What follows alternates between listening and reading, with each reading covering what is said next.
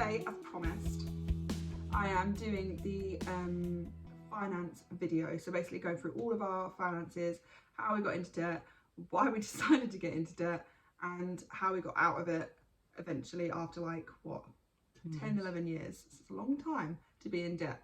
So yeah, we're going to go through everything that happened from 2009 when we were together, all the way till the literally very recent present of moving out, and show you kind of how we got into a bit of a sticky situation, how we've lived pretty much in poverty, would you say? Pretty much in dire, desperate needs of a little bit more money than what we always had. So we've kind of been able to scrimp and live very, very frugally and very, very minimally. We've not had a lot of stuff. We've kind of learned how to not have value in things. And today is about the numbers. So I've got all the numbers down below. So if you're just wondering why we're looking down a lot, we've got the laptop and a piece of paper. I've got Kev with me here today, and he's going to help keep me on track of where we are. And he's going to explain a little bit as well as to why and where we got to at one point, because a lot of it is generally based on you. It's not all me. It's not me at all, actually, to be honest. So we're going to be working together to show you the numbers. So this all started in 2009, just before we actually got together. Kev was offered the opportunity to buy his own property, which was the masonette that we had just come from, and he was given 15 grand to put towards as a deposit. So you didn't have to actually fork out with the deposit. So obviously we want to be as clear as possible. We don't want anybody to think we got to where we were and had all this money and then we just threw it all away. We were given quite a lot of money along the road, and the deposit was one of those things that you at this beginning were given. So that was used to buy the masonette with, which cost 95 grand in total. So it was for the age and the kind of where we were, it was really, really cheap. So you at the time were really lucky to be able to have that opportunity. So we started with that, and just to let you know, that 15 grand deposit was not a refundable situation. It was a gift, a very generous gift, and they've never expected it back. So it's not, that technically isn't debt, it's more just what we were given to be able to start living our lives and have our own property and get on the ladder. But it's not payable back unless obviously we choose to. When we're in a position that we want to, we can, but at this very moment in time it's not a debt, it's like it was a gift. So then we get to 2011, so this is 2 years later, or 1.5 years later roughly, because by the time you got your masonette, it was what, like May, June?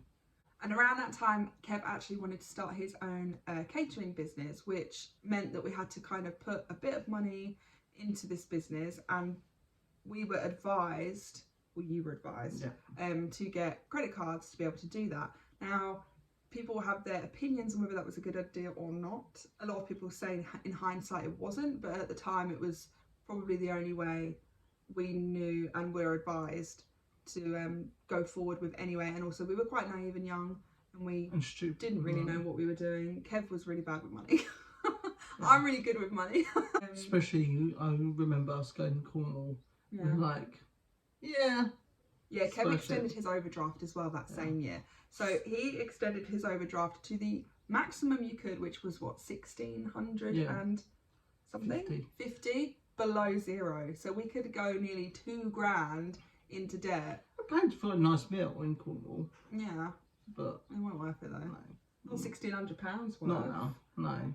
So in total, in 2011, we had racked up £13,000 worth of debt with 2 credit cards and the £1,650 overdraft. So that's quite a lot in like 2 years to kind of go from like normal working jobs to like, and also owning our first home, to like, I want to run a business, and then kind of spending all that money on that and silly things. We were really silly. We went on holiday and we did a few things that we shouldn't probably have done in that position, but we also had a kind of viewpoint where we wanted to live a little bit still, because we were usually quite careful in terms of like clothing, and we didn't buy anything super expensive or designer or anything like that. That's just not who we are.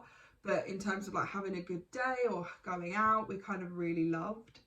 So that's where our pitfalls were. And by that December we had Harry on the way. And I was pregnant as well with baby Harry, and I gave birth in December. Yeah. So we had a baby as well. So yes, probably lots of you are going to scream at this video, but that's where we were But at in I'm going to 2011. contract. We both had full-time jobs after that business went. Yeah. But because we're in the trade of the hospitality trade, it never pays well. No. So we struggled it's pretty to much bare minimum wage, isn't it? Unless you're like a manager or a head chef. £13,000 worth in debt, a new baby, and a business that actually ended up not doing well at all. And we ended up just stopping the whole thing after a few months and didn't make any money from it at all. So that was a massive blow, and probably kind of domino affected its way through the whole of the 10 years, because it takes a long time to fix all the problems that you make. And whilst it was a lot of money, it was still a really, really cold, hard kind of glass of water, but we learned so much. So it's prepared us for things that we now want to look at to do even now in the future, and we can look at all the mistakes we made before and go, you know what, no way are we ever going to do those again. But it's also given us a lot more of a tougher skin. It pushed us to go out there and talk to people and stuff like that, stuff I'd never done before, but it was a lot of money at the same time. So fast forward quite a few years, because we paid our way over those years. We struggled a few. Going forward a few years, we got to a couple of years ago where we kept on having a problem with our car. Yeah. And oh God. Was it our head gasket when? I think this was longer than a couple of years ago, actually. We've literally had problems with cars for years. For the whole 10 years, we've always had at least 3 or 4 issues a year to do with the cars. So we got one car where it needed a whole new engine, so my mum had to buy that for us. We had a car that literally just didn't go anymore. It just died. We've had to write cars off. We've had to kind of buy crappy second-hand ones just to get by, and then those ones break. So we've had like horrific, that's why we got an electric car, by the way, but we have had horrific luck with second-hand cars. So we ended up spending a boat ton of money trying to fix it. So we ended up racking up quite a lot of money with those as well, and we ended up borrowing quite a lot from our parents to kind of help us to get out of that issue as well. Also, whenever it comes to January where we lived, we have to pay double council tax, and we also have to pay our ground maintenance, and our ground maintenance and ground rent come out in January, and they also come out again in, when did they come out? Because you'd pay half, wouldn't you? July. In July. So we had it twice in 1 year, and both bills were around £300 to £400, which is quite a lot of money, like straight after Christmas. So it got to every like January, and we always needed help with our finances because we were just getting swallowed. We were in our overdraft all the time. We weren't paying anything off other than interest. So we ended up borrowing quite a substantial amount of money from our parents. It ended up being, in the end, £5,000 from my mum and nearly £7,000 from Kev's mum. And Kev's mum was more because I think she literally kept helping us out with a couple of hundred here, a couple of hundred there, and after like 10 years that adds up. So going back to cars, we ended up taking a loan out because I think we had been getting into more of a steady motion with our finances and our money. We were earning a little bit more than usual, so we were lucky to we started knocking things down, and we were able to pay for a little bit more, weren't we? This was only recently though. This was probably about 2 years ago, 1 to 2 years ago, literally at the most, when we started actually getting a little bit more on our feet. But everything previous to that was just struggling every January, struggling every Christmas, struggling every birthday, literally scrimping around, trying to do as much as we can. Kev set up a second business and did bread as well. So we were literally, Kev was working like 100 hours a week, and I was also working as well as much as I could. We ended up having 3 babies. That makes a big difference as well. So that's kind of where we got until we then took out 3 more loans in this next section. So the first one was for a car, which because was one broke down. Yeah. We needed one. Yeah. And our business we relied didn't on it at know the time. because the credit history is shot to pieces. Yeah. So we couldn't lease a car out. No. So we took out a loan For £5,000. for £5,000. So we paid for it up front by using a loan, but the car didn't really last that long and pretty much broke down in less than a year, but it was so bad that it would have cost us more to fix it than it would have been to like buy a new one. So it pretty much wrote itself off, and it was a bit frustrating time. We were carless. That was throughout the pandemic. We didn't have a car, so we were really lucky that actually you couldn't go out anyway. And my job didn't rely on a car at all. I could just walk to work, and you had left your job already, so you didn't need to go anywhere. Yeah. The second loan that we decided to take out was to completely manage everything. So we had like a credit card, overdraft, and a few other like weird bills and weird things that were everywhere. So what we did was we took out another lump sum, which was £3,000, around 3,000, maybe. I don't know. He knows the numbers. I don't know them all. And that was to just basically clean everything up and have it under one roof. So keep it under one whole loan.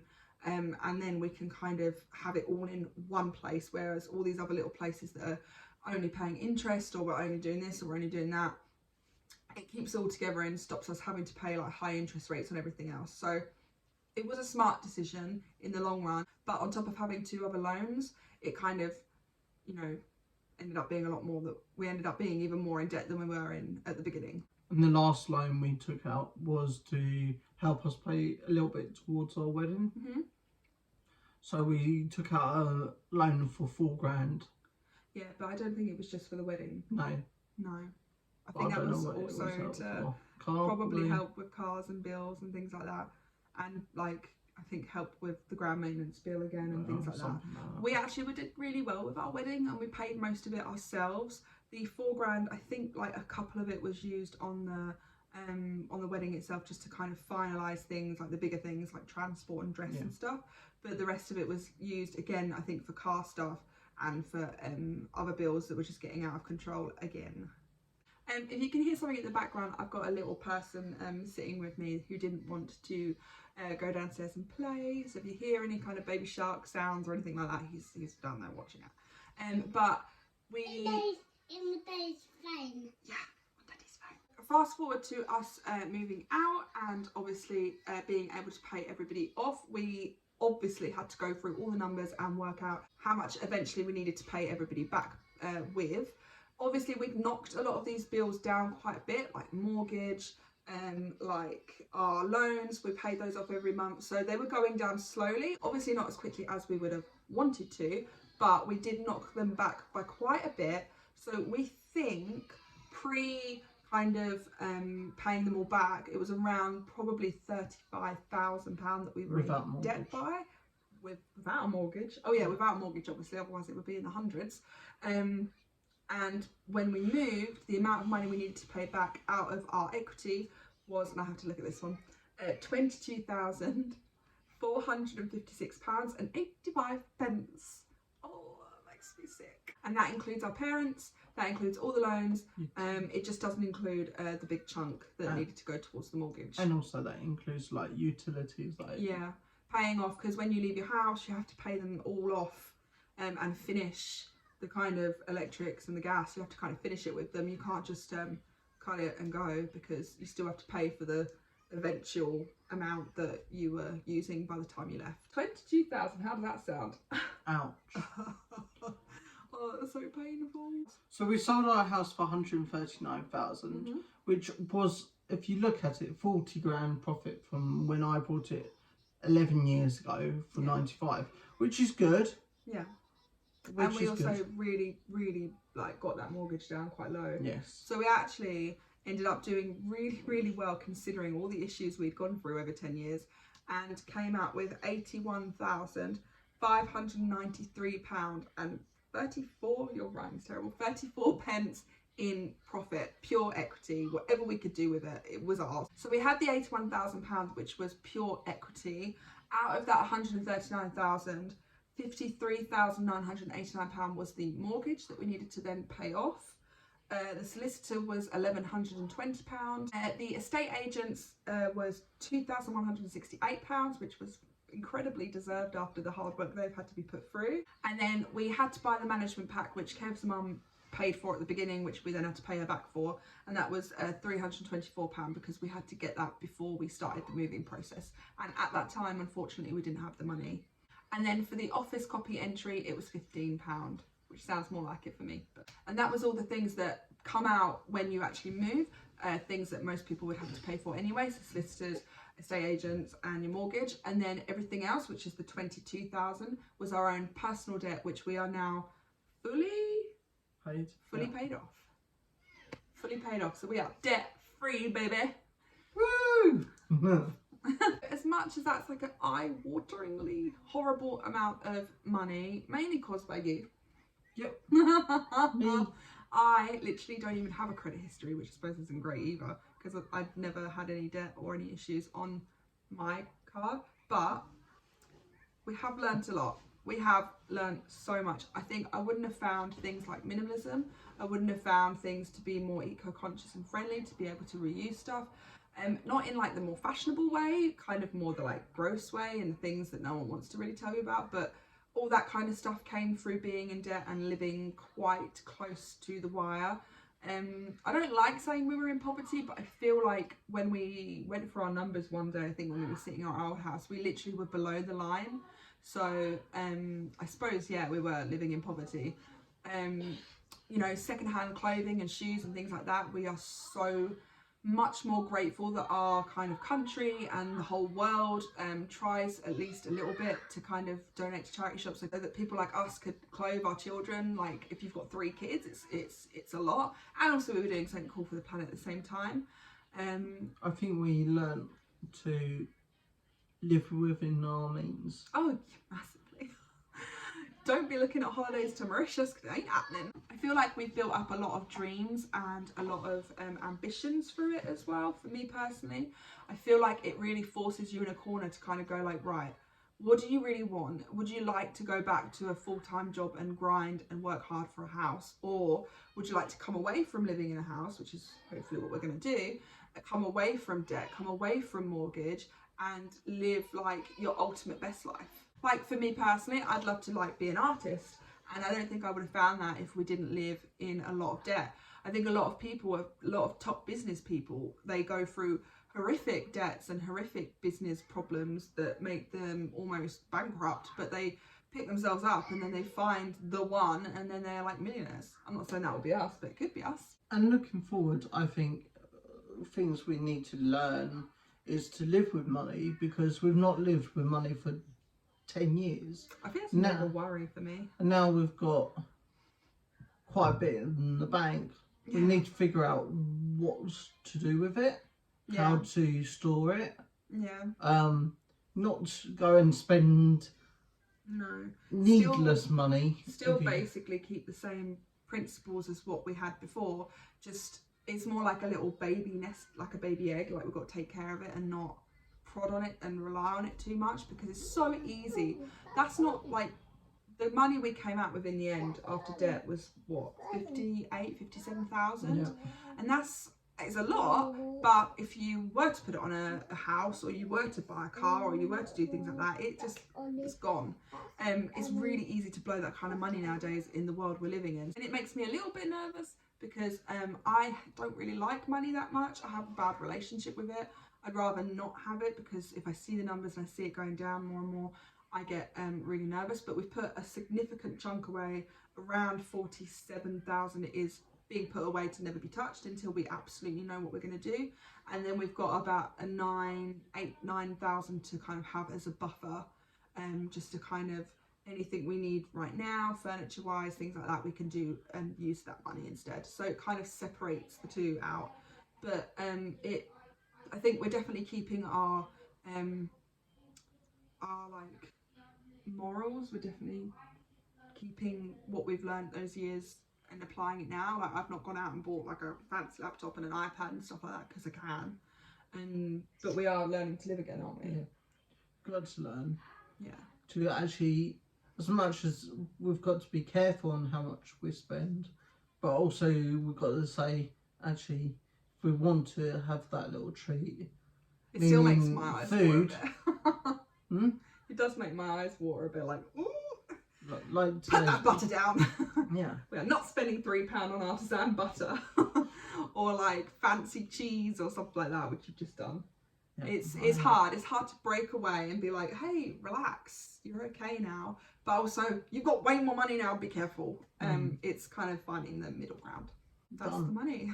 So if you're interested, or you've been interested in hearing real facts broken down, how people actually get in this position, because it happens, we're not the only ones, hopefully, but it's all there now in black and white in video format for you guys to see, because like I've said already before 100 times, it's extremely important to us to be 100% honest with you lot and candid. We don't want you finding out halfway down the road that, you know, we were given loads of money from our parents, we were given loads of money to start up the property ladder, we were given loads of money to get us out of problems. Like, yeah, we were. We didn't graft and do this all on our own. 100% no. And I don't know if many people actually do it all by themselves without ever borrowing a cent from anybody. It's a pretty scary video to make because we're putting everything out there for all of you, but we also hope that this helps people and kind of also shows you how things happen and how we get out of things, and also like where it all went wrong in the first place. It's another kind of layer to our story. Realistic, financially free. Yeah, we were realistic financial freedom thing. So yeah, we are now 100% debt free, and we are being extremely careful with the next kind of part of our lives and how we're going to kind of handle money from now on. I think I'm always going to be quite a cautious person, but hopefully the both of us will kind of be able to make like it's his fault, the both of us will be able to kind of make decisions a bit better and not be so silly and just throw things away, because it's really easy to borrow money and be like, yeah, fuck it, I've got £5 now, and then you don't really realize the repercussions of doing that, especially if you do it like 3 or 4 times in a row. It's not great. But this is not like a shameful video for anybody that is in debt. We want to just let everybody know that if you are, like, seriously, we feel you, we hear you, and we know how hard it is. And you can do it. Yellow sticker the crap out of food. If you can find anything, Lidl's is great for that. 20p stickers we lived on for ages. We spent £30 a week on food shopping. Clothes from charity shops. Me and Kev literally would use Christmas and birthdays to be able to get clothes and shoes. Don't worry about makeup, don't worry about designer. And Mickey shoes. And Mickey shoes. Get some Mickey shoes. As long as you're being fed and you've got a roof over your head and you're just floating, trust me, you can do it 100%. We've literally been through it, all the worst things you could even think about, and hopefully we'll get a chance to kind of unearth those and talk to you guys about those as well. But you can do it. So those are a few tips in case you're wondering. They've literally saved us. Minimalism, reusing things, reusable toilet paper, that's a brilliant one, and use the charity shops as best you can for Christmas, birthdays. My kids never cared. They never looked at it and went, oh well, that's secondhand. Never ever. They really don't care, especially young children as well. You can get away with it way better. And yeah, so I hope you really enjoyed this video, guys. I will be back next week with something fantastical. I have not worked it out yet, but yeah, please stay safe. I hope you liked this video. If you want to subscribe, you can. If you want to dislike, do whatever. We don't care, just as long as you make a decision on what you want. But yeah, see you guys later and have a great week. There's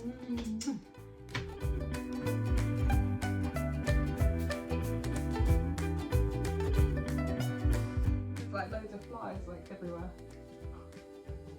And they're literally only in our room as well.